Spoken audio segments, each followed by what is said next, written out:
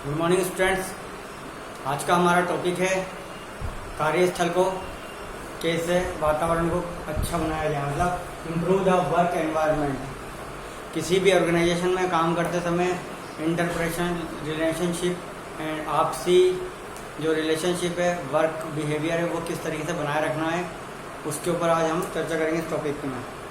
सुरक्षित कार्य परिवेश, सुरक्षा योजनाओं को लागू करना और उनका पालन करना कार्य परिवेश को सुरक्षित बनाने के लिए जरूरी है। स्वास्थ्य और सुरक्षा संबंधी जोखिमों के बारे में कर्मचारियों को अच्छी तरह से जानकारी होना भी बेहतर और स्थायी कार्य परिवेश का विकास करने के लिए जरूरी है।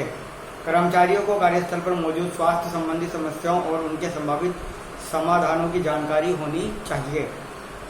इसे कई प्रकार के प्रशिक्षण कार्यक्रमों को अपनाकर और क्रियान्वित करके सुनिश्चित किया जा सकता है। कार्य परिवेश को सुरक्षित बनाए रखने के लिए कर्मचारी बढ़ चढ़कर सहयोग करते हैं। इसे निम्नलिखित प्रकार से सुनिश्चित किया जा सकता है। स्वास्थ्य का प्रचार करने वाली गतिविधियों में कर्मचारियों को शामिल करें। कर्मचारियों में जागरूकता बढ़ाने के लिए औपचारिक तथा अनौपचारिक रूप से बातचीत करें। पर्याप्त जानकारी दें।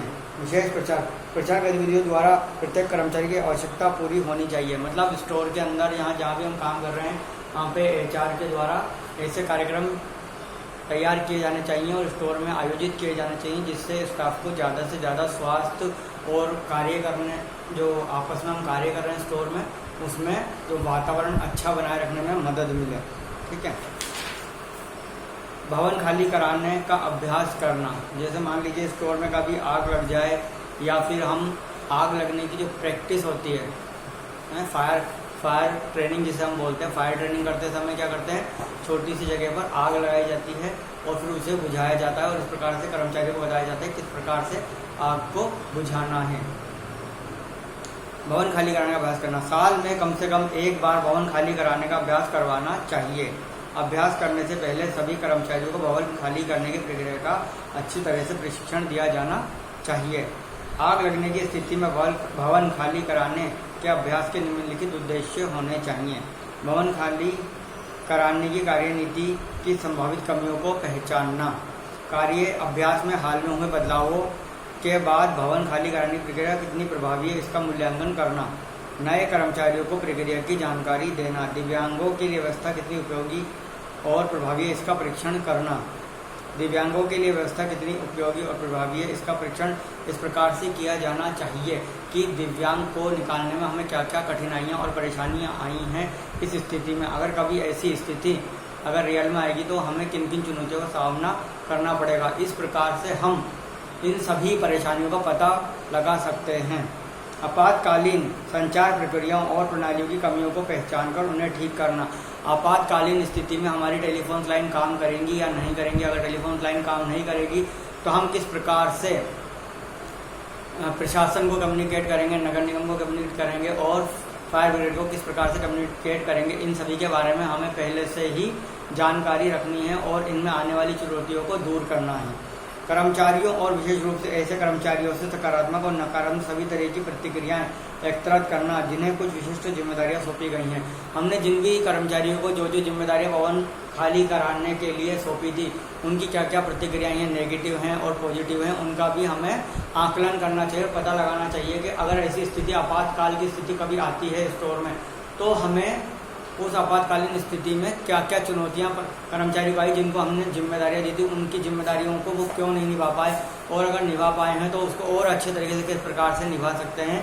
इन सभी का आकलन हमें इस दौरान करना है। अभ्यास करते समय इसके आयोजनकर्ता मुख्य प्रवेश द्वारों या निकास द्वारों को बंद कर सकते हैं ताकि भवन के अंदर के लोग आपातकालीन निकास द्वारों का उपयोग करना सीख सकें। कर्मचारियों को निम्नलिखित बातों पर विशेष रूप से ध्यान देना चाहिए। अब कर्मचारी जो हैं, एम्प्लॉय, उन्हें किस भी बात का ध्यान रखना चाहिए। कंपनी में जब भी कभी ऐसे प्रैक्टिस या ड्रिल मॉक होगा तो क्या करेंगे, कर्मचारी के जो कंपनी के जो बड़े अधिकारी होंगे वो कंपनी के मेन द्वार बंद कर देंगे और कर्मचारी को बताया जाएगा आपको सिर्फ फायर एग्जिट का ही उपयोग करना है। ऐसी स्थिति में आप किस प्रकार से बिल्डिंग से निकलेंगे या निकलकर भागेंगे और किस प्रकार आपको वहाँ से निकलना है। ये एक अच्छा तरीका है उनको इसका अभ्यास करवाने का। संचार संबंधी कठिनाइयाँ आएंगी, हमें बचकर निकलने के सबसे नजदीक मार्ग का उपयोग करना है। आपातकालीन निकास द्वारों खोलने में क्या क्या कठिनाई आई हैं। निर्दिष्ट व्यक्तियों की भूमिका, जैसे अग्निशमन दल के लोग कितनी देर में आए और उन लोगों ने किस प्रकार से अपना कार्य किया। अनुचित कार्य जैसे आग लगने पर लिफ्ट का उपयोग करना, कि कोई कर्मचारी अनुचित कार्य तो नहीं कर रहा है आग लगने की स्थिति में। पर्यावरण हितैषी कार्य तकनीकों का उपयोग करना, कर्मचारियों को पर्यावरण हितैषी कार्य तकनीकें अपनानी चाहिए ताकि उनके कार्यों का पर्यावरण पर कम से कम दुष्प्रभाव पड़े। उदाहरण के लिए कर्मचारियों को कार्यालय में काम आने वाली पर्यावरण हितैषी चीज़ों का उपयोग करने के लिए प्रोत्साहित करना चाहिए, जैसे कागज के बने बैग। ऐसे सिद्धांतों से न केवल कर्मचारियों के जीवन की गुणवत्ता में सुधार होता है बल्कि इससे पूरे व्यवसाय पर अच्छा प्रभाव पड़ता है। पर्यावरण हितैषी, रिटेल स्टोर को पर्यावरण हितैषी बनाने के कौन कौन से तरीके हैं। अब रिटेल स्टोर जो है हमारा, उसको हम किस प्रकार से पर्यावरण हितैषी बना सकते हैं। रिटेल स्टोर को पर्यावरण हितैषी बनाने के कौन कौन से तरीके। अपने प्रतिस्पर्धियों से अपनी अलग पहचान कायम करने के लिए कई छोटे रिटेलर्स पर्यावरण हितैषी बनने की अवधारणाओं को अपना रहे हैं। कुछ रिटेलर्स दिन पर दिन अधिक से अधिक पर्यावरण हितैषी बनते जा रहे हैं। रिसाइकलिंग, पुनर्चक्रण, बार बार उपयोग किए जा सकने वाले संसाधन तथा प्रदूषण नहीं फैलाने वाले तरीकों से जैसे पर्यावरण हितैषी व्यवहारों का पालन किया जाना चाहिए। निश्चित रूप से पर्यावरण हितैषी तरीके जरूरत से ज़्यादा महंगे नहीं होने चाहिए। कार्बन फुटप्रिंट और बर्बादी कम करने के लिए नीचे दिए गए कुछ तरीके अपनाए जा सकते हैं। ऊर्जा की बचत करने वाली लाइटिंग्स लगाई जानी चाहिए। पुरानी मरम्मती सामग्री खरीदें। थैली और रसीदें लेना वैकल्पिक बनाएं। ऊर्जा की बचत करने वाले उपकरण खरीदें। रात के समय और लंबे समय तक उपयोग न करने पर अपने कंप्यूटर बंद कर दें। बार बार उपयोग किए जा सकने वाले स्रोत से बने उत्पादों की उपलब्धता देखें। पैकेजिंग कम से कम करें। सही या गलत के रूप में चिन्हित करें।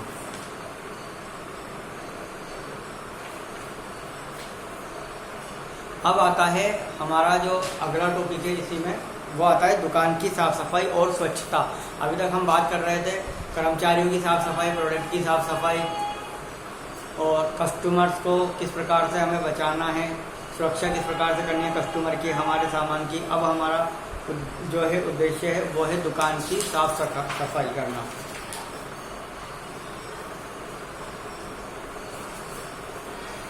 स्वच्छता के लिए संगठनात्मक मानक, मतलब जो कंपनी है उसके क्या प्रोसीड्यूर है स्वच्छता के लिए।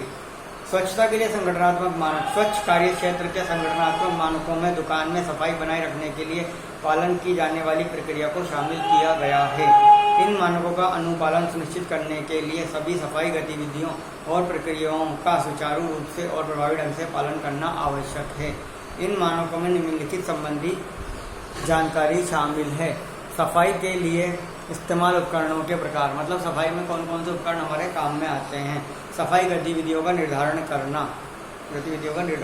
कूड़ा और कचरे को कम करने और उसके निपटान की प्रक्रिया, दुकान को सूखा और साफ रखने के निवारक उपाय, कार्यस्थल पर संकट की घटनाओं को कम करने के लिए हाउसकीपिंग सक्षम होनी चाहिए।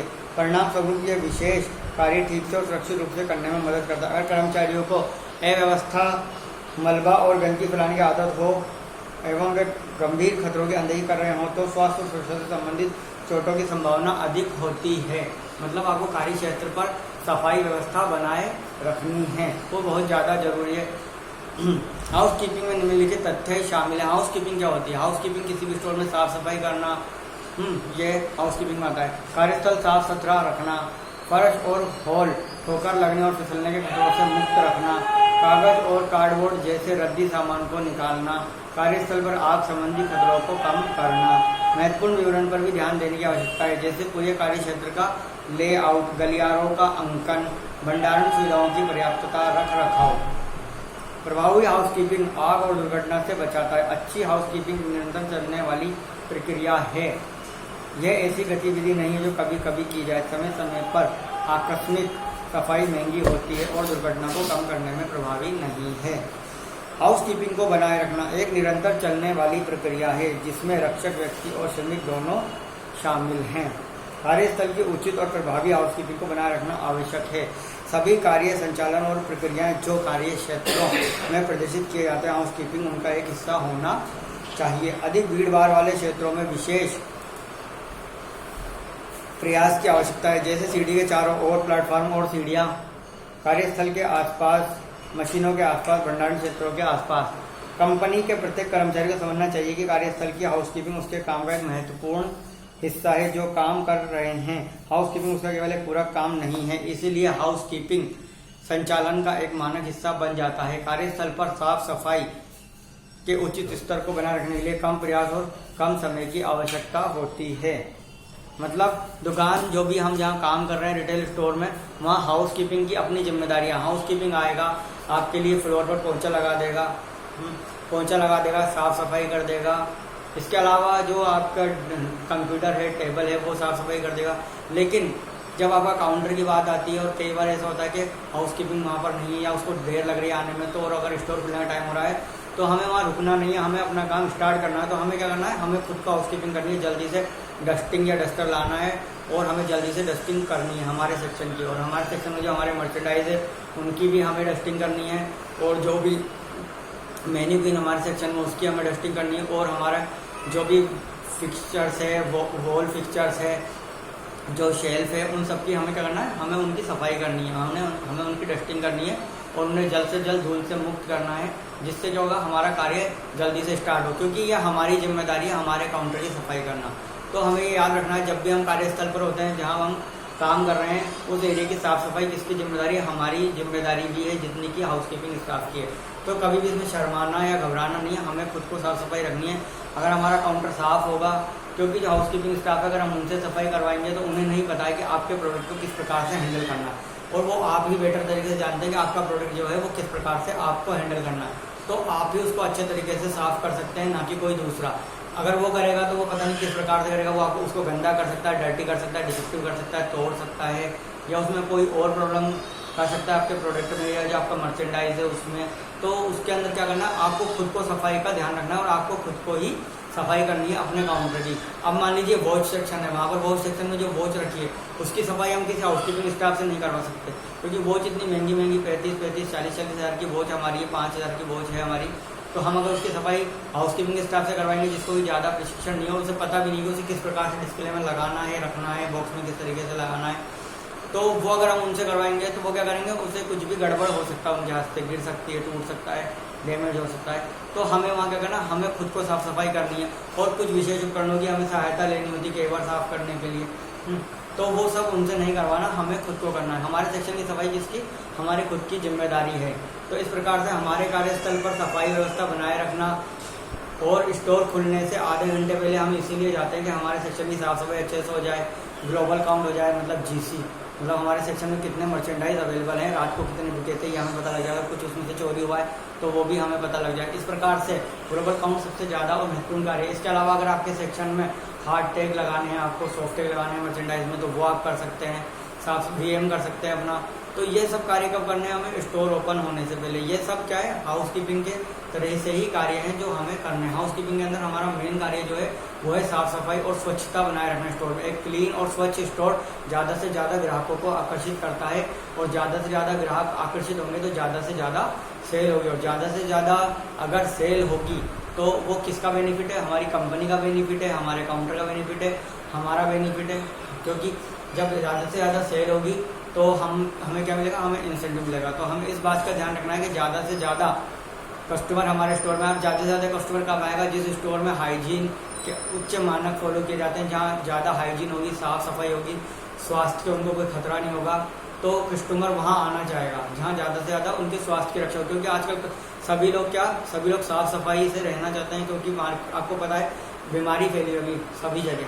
तो हर आदमी इंसान क्या चाहता है, सभी सफाई रखना चाहते हैं, सफाई और गंदगी से बचना चाहते हैं। तो हमें इस टाइम पर किस चीज़ पे ध्यान देना है, सबसे ज़्यादा हमारे स्टोर में साफ़ सफाई पे ध्यान देना है, हाइजीन पे ध्यान देना है, और मास्क लगाए रखना है। इस तरीके से जो बीमारी चल रही है उससे भी बचाव होगा, और हमारे स्टोर की साफ़ सफाई भी बनी रहेगी, जिससे हमारे यहाँ पर कस्टमर की फुटफॉल बढ़ेगा, और फुटफॉल बढ़ेगा तो हमारी सेल बढ़ेगी। इसलिए हमें सबसे ज़्यादा जो हमारा ये जो टॉपिक था आज का, इसमें यही बताया गया है कि हाउसकीपिंग की कितनी ज़्यादा ज़रूरत है एक रिटेल स्टोर में। क्योंकि जब तक हम कार्डबोर्ड, गत्ते और ये जो पेपर हमारे पैकिंग मटेरियल निकलता है मर्चेंडाइज में से, इसको हमें जल्द से जल्द फ्लोर से साफ़ करना है, जिससे कि कस्टमर को किसी प्रकार की कोई दिक्कत ना आए हमारे यहाँ शॉपिंग करने में। और उसे जब हमारे स्टोर में आए तो उसे लगे कि वो एक अच्छे और रेपुटेड स्टोर में आया है जहाँ पर कि वो शॉपिंग कर रहा है और उसे यहाँ पर एक बहुत ही एक्सीलेंट एक्सपीरियंस होने वाला है शॉपिंग का। तो हमें कस्टमर को ऐसा फील कराना है। ठीक है, आज के लिए थैंक यू।